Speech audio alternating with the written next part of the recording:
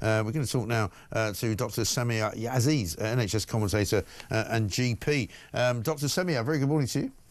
Good morning. Nice, good morning. Nice to see you. I mean, there's a story out as well that says that the government's flagship NHS policy is kind of at odds with what people want. You know, people want to be able to access a GP. People want to be able to see the specialist when they get recommended to go and see one. But it doesn't. There's a sort of logjam going on. It's not really happening, is it? What I would say, in all fairness to the government, there have been lots of changes in general practice. All you tend to hear about are the negatives, that you can't get an appointment. But in actual fact, there are lots of positives we've implemented into general practice.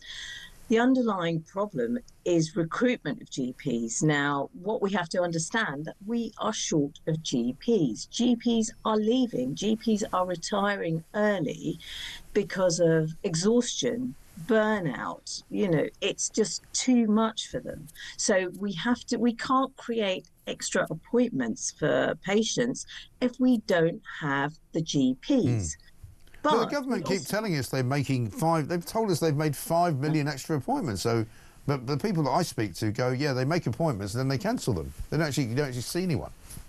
Well, I mean, in all fairness, I would say there are lots of systems available at the moment. It's not just that 8 a.m. scramble to get an appointment.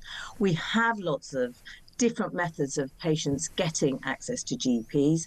They can sort of do e-consultations, online apps now where you can apply, you can call in, it's triaged. But as I mentioned, we only have a limited amount of appointments. We don't have enough doctors to fulfill those appointments.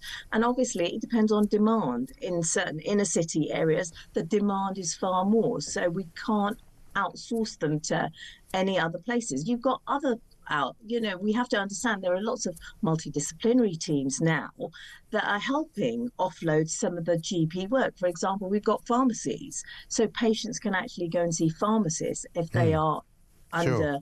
But those are not appointments. I guess what I'm asking you is, if Keir Starmer keeps saying that we've made 5 million more appointments, where are they? Appointments with who? We can't generate appointments. This is what I'm trying to say. He says he's generated 5 million appointments, though. Yeah, but I can't that's not vouch true. I can't vouch for what the government is saying, but certainly I can say from a perspective of the GP surgery, we are opening all our appointments. We are triaging them appropriately. We are seeing patients. Patients are being seen via telephone consultations, video consultations. So there aren't GPs sitting down having cups of tea.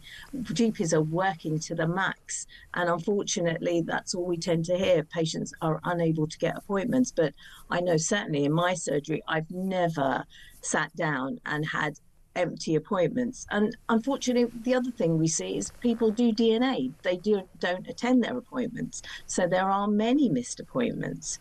And so we have to factor. What would you say in your practice? What's the kind of percentage of people who do that?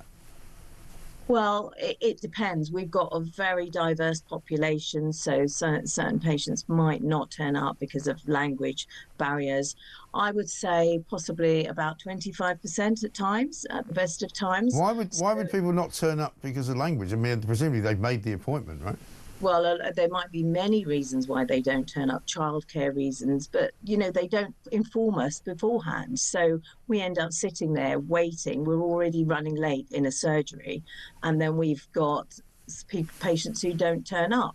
So we have to contact them. We have to remind them they have to make another appointment. So these are wasted appointments, essentially, whereas they could have been seen. Sometimes they're double appointments. These patients are given double appointments. So once again, that other double appointment could have been offered to someone else, possibly. Yeah, sounds a bit chaotic, to be honest.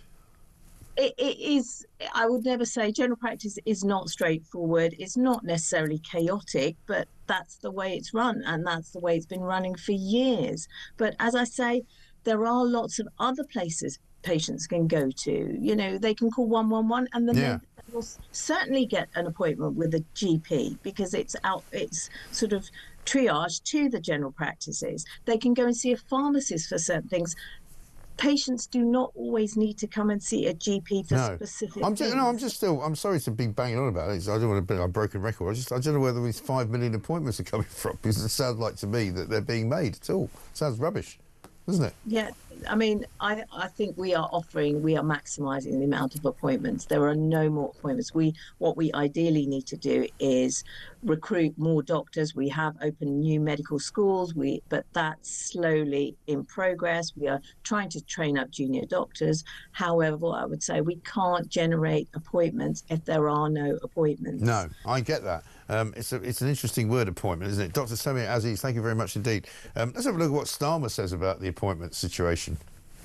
We're happily going to go to our constituents. We're going to tell them we promised 2 million extra NHS appointments and we delivered 4 million extra appointments. No, you didn't. You just didn't. There's no more appointments. You just heard it from a doctor. You can't generate appointments out of nowhere.